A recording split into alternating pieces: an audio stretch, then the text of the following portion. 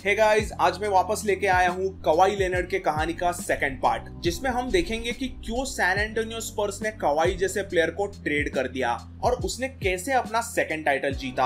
अगर आपने पार्ट 1 नहीं देखा है तो उसे भी जरूर देखिए, लिंक इज इन डिस्क्रिप्शन। सो 2014 में एनबीए टाइटल जीतने के बाद 2014-15 के एनबीए सीजन में वो एक टू वे मॉन्स्टर बन गया था।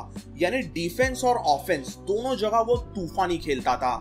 वो ऑफेंस पर एक मिड रेंज मशीन बन गया था। इस सीजन में उसने 17 पॉइंट्स पर गेम और 7 रिबाउंड्स पर गेम का एवरेज रखते हुए लीग में सबसे ज्यादा 2.3 स्टील्स का भी एवरेज रखा था। स्टील्स लेने में कवाई को अपने मैसिव हाथों का हमेशा फायदा होता था। वो अपने ह्यूज हाथों के वजह से बहुत फेमस हो रहा था। हम जैसे टेबल टेनिस या क्रिकेट बॉल को पूरी तरह से एक हाथ में पकड़ सकते हैं, वैसे कवाई बास्केटबॉल को पूरी तरह से एक हाथ में पकड़ सकता है। इतने मैसिव उसके हाथ है। उसके इन ह्यूज हाथों के वजह से उसका एक निकनेम पड़ गया था और वो था द क्लॉ। अभी सभी फैंस कवाई को द क्लॉ करके बुलाने लगे थे। 2014-15 के सीजन में तो कवाई यानी अपना क्लॉ तो एक लॉकडाउन डिफेंडर बन गया था। कवाई के आजू बाजू में से संभाल के ड्रिबल करना पड़ता था, वरना कवाई द क्लॉ कभी भी स्टील कर सकता है। इस सीजन कवाई के कोहराम से कोई नहीं बच सका और उसने अपने करियर का पहला defensive player of the year का खिताब जीता। बट 2015 के प्लेऑफ्स में स्पर्स का मुकाबला up and coming young star से भरे हुए लॉस एंजलिस क्लिपर्स से था। ये सीरीज 7 गेम्स की एक इंटेंस बैटल रही थी, बट क्रिस पॉल के लीडरशिप के अंडर क्लिपर्स के टीम ने इस इनसेन फर्स्ट राउंड सीरीज में स्पर्स को 4-3 से हराया था। 2015-16 में भी कवाई ने अपना same two way superstar level का गेम जारी रखा। उसका ऑफेंस तो अब और क्रेजी हो गया था और फाइनली कवाई एनबीए ऑल स्टार बन गया था। पहले तो सैन एंटोनियो स्पर्स की बाकी की टीम भी बहुत अच्छी थी। वो कोई ऐसा खुद ही एक बड़ा सुपरस्टार नहीं था, बट इस सीजन ऐसा नहीं था। अब कवाई डंकन, जिनोबली और पार्कर के ऊपर था, उनके शैडो में नहीं था। वो सिर्फ अभी साइड स्टार नहीं रहा था, वो खुद स्पर्स का लीडर और एक सुपरस्टार बन गया था। इस सीजन उसने 21 पॉइंट्स और 7 असिस्ट एवरेज किए थे और उसकी शूटिंग बहुत एफिशिएंट रही थी। उसने 51% फील्ड गोल शूटिंग की थी और उसने 3 पॉइंट लाइन से इनक्रेडिबल 44% की शूटिंग की थी। और तो और पहले जो कवाई सिर्फ 65 to 70% फ्री थ्रो शूटिंग रखता था, अब इस सीजन कवाई की फ्री थ्रो शूटिंग 88% हो गई थी। तो आप सोच सकते होंगे कि कवाई अपने गेम पे कितनी मेहनत करता था। अब वाकई में कवाई एक डेडली ऑफेंसिव प्लेयर बन गया था और डिफेंस पर तो वो अपना तांडव कर ही रहा था। वो एक डिफेंसिव जगरनॉट तो था ही था।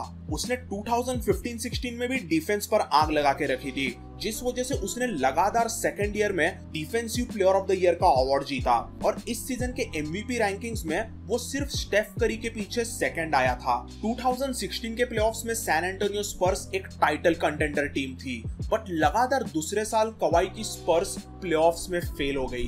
2016 के एनबीए प्लेऑफ्स के वेस्टर्न कॉन्फ्रेंस सेमीफाइनल्स में कवाई की स्पर्स ड्यूरैंट और वेस्टब्रुक के ओक्लाहोमा सिटी थंडर के खिलाफ 4-2 से हारे। 2016-17 के एनबीए सीजन में कवाई ने वापस जबरदस्त परफॉर्मेंसेस दिए और इस सीजन में तो उसने 25 पॉइंट्स, 6 रिबाउंड्स, 4 असिस्ट और ऑलमोस्ट 2 स्टील्स एवरेज किए थे। इस सीजन कवाई के लीडरशिप में स्पर्स ने प्लेऑफ्स के पहले 2 राउंड आसानी से जीते थे, बट वेस्टर्न कॉन्फ्रेंस फाइनल्स में स्पर्स के सामने गोल्डन स्टेट वॉरियर्स की भयंकर सुपर टीम थी। वॉरियर्स में पहले से ही स्टेफ करी, क्ले थॉमसन और ड्रेमॉन्ड ग्रीन जैसे प्लेयर्स थे, बट इस वॉरियर्स टीम में अब केविन ड्यूरैंट भी आ गया था। सभी को एक्सपेक्टर था कि वॉरियर्स इस स्पर्स को टीम को इजीली हरा देंगे, बट इस वेस्टर्न कॉन्फ्रेंस फाइनल्स के गेम 1 की शुरुआत में कवाई ने अपना जलवा वापस शुरू कर दिया। Leonard gets away, drives inside and finishes it. Leonard fakes, Green goes for it. Leonard drives, layup. On the possession, Leonard jump shot. That's good. उसने कुछ अच्छे शॉट्स मारे थे और तगड़ा डिफेंस करके देखते ही देखते स्पर्स को अच्छा खासा 25 पॉइंट का लीड दिला दिया था। बट इस गेम के थर्ड क्वार्टर में वॉरियर्स के सेंटर ज़ाज़ा पचुलिया ने एक घिनौनी हरकत की। Leonard fires from the corner. And Leonard goes down again. Warriors के सेंटर कमीने डर्टी प्लेयर ज़ाज़ा पचुलिया ने जानबूझ के कवाई के लैंडिंग एरिया में पांव रख दिया, जिसके कारण कवाई का एंकल वहां पे ट्विस्ट हुआ और उसे बुरी इंजरी हो गई। वो वापस इस गेम में ही क्या सीरीज में खेल नहीं पाया और वॉरियर्स ने इस कवाई के बगैर खेलने वाले स्पर्स को इजीली 20 या 30 पॉइंट से धो दिया। मैंने बताया आपको कि इस गेम के शुरुआत में स्पर्स ने 25 पॉइंट का लीड लिया था, बट कवाई के इस इंजरी के वजह से इस पूरे सीरीज का मोमेंटम ही शिफ्ट हो गया। इस इंजरी के बाद एनबीए ने रूल्स में चेंज किया। तब से आज तक किसी भी जंप शूटर को लैंडिंग स्पेस में जगह देनी चाहिए। अगर किसी ने ऐसे लैंडिंग एरिया में जानबूझ के पांव रखने की कोशिश की तो उसे फ्लैग्रेंट फाउल दिया जाता है। कवाई के इस एंकल इंजरी की वजह से कवाई के खुद के करियर में और एक तरह से रिसेंट एनबीए हिस्ट्री में एक अलग ही भूचाल आ गया। 2017-18 के सीजन में एंकल इंजरी के वजह से कवाई ज्यादा खेला नहीं, बट इस सीजन उसके इंजरी को लेके काफी कंट्रोवर्सीज हो रही थी। कवाई का खुद का मेडिकल ट्रीटमेंट और उसकी खुद की एक अलग से मेडिकल रिहैब चल रही थी, बट बार बार सैन एंटोनियो स्पर्स की खुद की मेडिकल स्टाफ कहती थी कि कवाई खेलने के लिए फिट हो गया है और उसे स्पर्स से खेलना चाहिए, बट कवाई का मेडिकल रिहैब वाले टीम कहते थे कि वो अभी तक फिट नहीं हुआ है। You'll have to ask Kawhi and his group that question. You know, so far they say that he's not ready to go.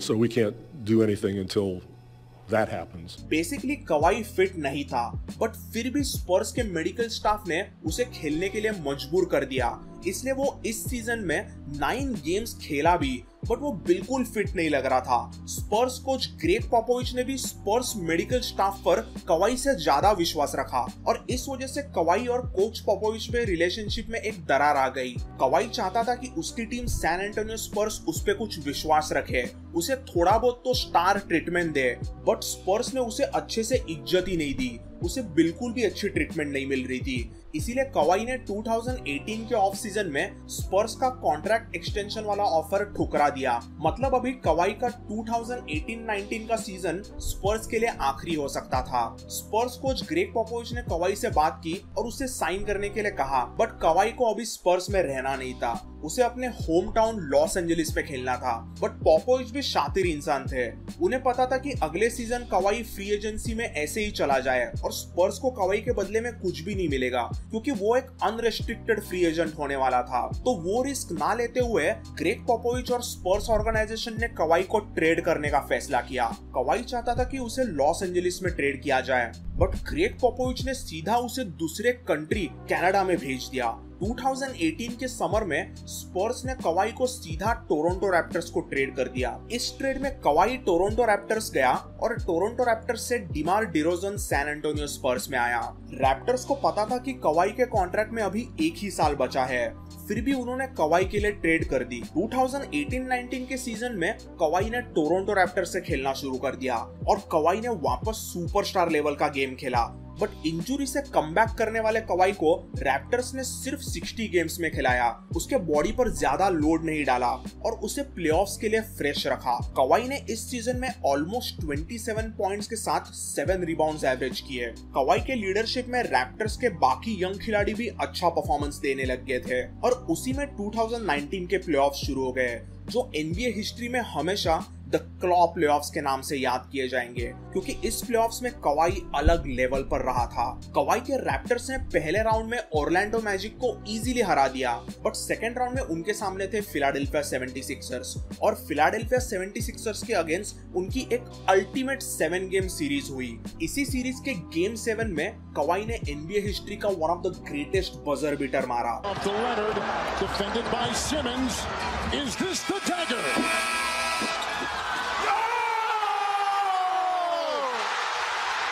फिर ईस्टर्न कॉन्फ्रेंस फाइनल्स में रैप्टर्स का सामना था एमवीपी यानिस अंटेटोकुंम्पो और उसके मिलवॉकी बक्स से। बक्स ने रैप्टर्स के खिलाफ सीरीज में 2-0 का लीड भी लिया था, बट कवाई ने अगले 4 मैचेस में हंगामा कर दिया और उसने ऐसे मेमोरेबल परफॉर्मेंसेस दिए कि उसने रैप्टर्स को सीरीज 2-0 से डाउन से 4-2 से जीता दी और टोरंटो रैप्टर्स ने उनके हिस्ट्री में पहली बार एनबीए फाइनल्स में अपनी जगह बनाई। एनबीए फाइनल्स में कवाई के सामने वापस उसके पुराने दुश्मन स्टेफ करी और केविन ड्यूरेंट की वॉरियर्स की टीम थी। पिछली बार कवाई के इंजरी की वजह से वॉरियर्स सीरीज जीत गए थे, बट इस बार उल्टा हुआ। इस सीरीज में सैडली केविन ड्यूरेंट और क्ले थॉमसन इंजर्ड हो गए और कवाई के टोरंटो रैप्टर्स ने गोल्डन स्टेट वॉरियर्स को 4-2 से हरा के 2019 का एनबीए टाइटल जीत लिया। There's a new NBA champion, and it's a team from Toronto, Canada. We, the North, are now we, the champions. The Raptors, the 2019 NBA champs. 2019 में title जीतने के बाद ऑफ सीजन में कवाई अनरेस्ट्रिक्टेड फ्री एजेंट बन गया था। उसने raptors के साथ अभी जस्ट टाइटल जीता था, सो सभी को वो टोरंटो रैप्टर्स के साथ वापस रिसाइन करेगा ऐसा लग रहा था। बट कवाई ने शॉकिंग डिसीजन लिया और उसने लॉस एंजलिस क्लिपर्स ज्वाइन कर दी है। कवाई अपने टीम में आ रहा है ये देख के क्लिपर्स ने एक ब्लॉकबस्टर ट्रेड भी की, जिसमें उन्होंने पॉल जॉर्ज को ओक्लाहोमा सिटी थंडर से लाया और कवाई लेनर्ड और पॉल जॉर्ज का एक तगड़ा जोड़ी बनाया गया। बट कवाई और पॉल जॉर्ज के क्लिपर्स के लिए पहला सीजन बहुत दर्दनाक रहा। प्लेऑफ्स में उन्होंने फर्स्ट राउंड में लुका डॉन्चिच के डैलस मैवरिक्स को तो हराया था, बट सेकेंड राउंड में उनके सामने मोटिवेटेड डेनवर नगेट्स की टीम थी। 2020 के एनबीए प्लेऑफ्स में क्लिपर्स ने सेकेंड राउंड में 3-1 सीरीज लीड लिया था, बट फिर भी डेनवर ने एक लेजेंडरी कमबैक करके सीरीज को 4-3 से जीता। फिर 2020-21 के अभी के पिछले सीजन में कवाई ने वापस ऑल एनबीए स्टैट्स रिकॉर्ड किए थे। इस साल कवाई ने 26.7 रिबाउंड्स और 5 असिस्ट एवरेज करते हुए क्लिपर्स को वेस्ट में नंबर 3 सीड दिलाया था। हमेशा की तरह उसका डिफेंस टॉप नॉच रहा था और इस सीजन उसकी पासिंग भी काबिले तारीफ रही थी। 2021 के प्लेऑफ्स के फर्स्ट राउंड में वापस कवाई और क्लिपर्स का मुकाबला लुका डॉन्चिच के डैलस मैवरिक्स के अगेंस्ट हुआ था और इस सीरीज में कवाई ने कुछ एक से बढ़कर एक प्लेस किए। Leonard gets the steal, 3-on-1. Kawhi slams it down. Kawhi. Leonard, the fake, the drive, got it. Series में मैवरिक्स ने एक्चुअली 2-0 का लीड लिया था, बट फिर भी कवाई के तूफानी खेल के वजह से क्लिपर्स ने सीरीज जीता। कवाई वापस मिड रेंज से ऑटोमेटिक था, वो एब्सोल्युटली अनगार्डेबल था, बट सेकेंड राउंड में कवाई का वापस से प्लेऑफ्स हार्ट ब्रेक हुआ। इस बार क्लिपर्स ने सेकेंड राउंड तो जीत लिया, बट कवाई को एसीएल टेयर की इंजरी हो गई। कवाई के बिना क्लिपर्स वेस्टर्न कॉन्फ्रेंस फाइनल्स में फिनिक्स सन से हार गए। कवाई के एसीएल टेयर पर अभी ऑपरेशन हुआ है और वो प्रोबेबली 2021-22 के सीजन में मिस कर देगा, बट उम्मीद तो यही है कि वो जल्दी फिट हो जाए और 2022 के एनबीए प्लेऑफ्स तक वो वापस आ जाए। कवाई लेनर्ड रेयरली ही कोर्ट पर इमोशंस दिखाता है, उसका बर्ताव एक रोबोट के तरह होता है, इसीलिए उसे सभी फैंस एनबीए का टर्मिनेटर भी कहते हैं। बस कोर्ट पर आओ, डोमिनेट करो और निकल जाओ। You probably don't have as much popular fame as some other guys like LeBron and Steph Curry. Does it ever bother you that you don't have as much notoriety as some other guys? No, I mean, I'm not playing the game for that reason. You know, I'm out here playing to have fun and trying to be the best player I could be. And it's not about me being famous or want to have more fame than those guys. It's about me playing basketball and having fun on the floor. अपने पापा के दर्दनाक मौत के बाद कवाई introvert किस्म का इंसान बन गया था और वो रेयरली स्माइल करता है। जब वो टोरंटो रैप्टर्स में खेलने आया था तब उसके लिए एक प्रेस कॉन्फ्रेंस रखी गई थी और इसी प्रेस कॉन्फ्रेंस की उसकी थोड़ी सी वियर्ड सी क्रिंज वाली हंसी बहुत ज्यादा पॉपुलर हुई थी।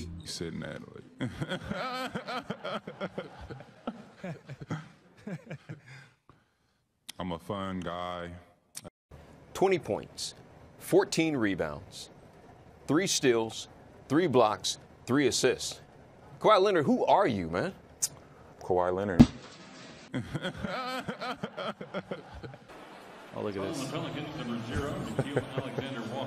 That's gutsy by Marcus Morris. Look at Kawhi. Is he going to smile? No!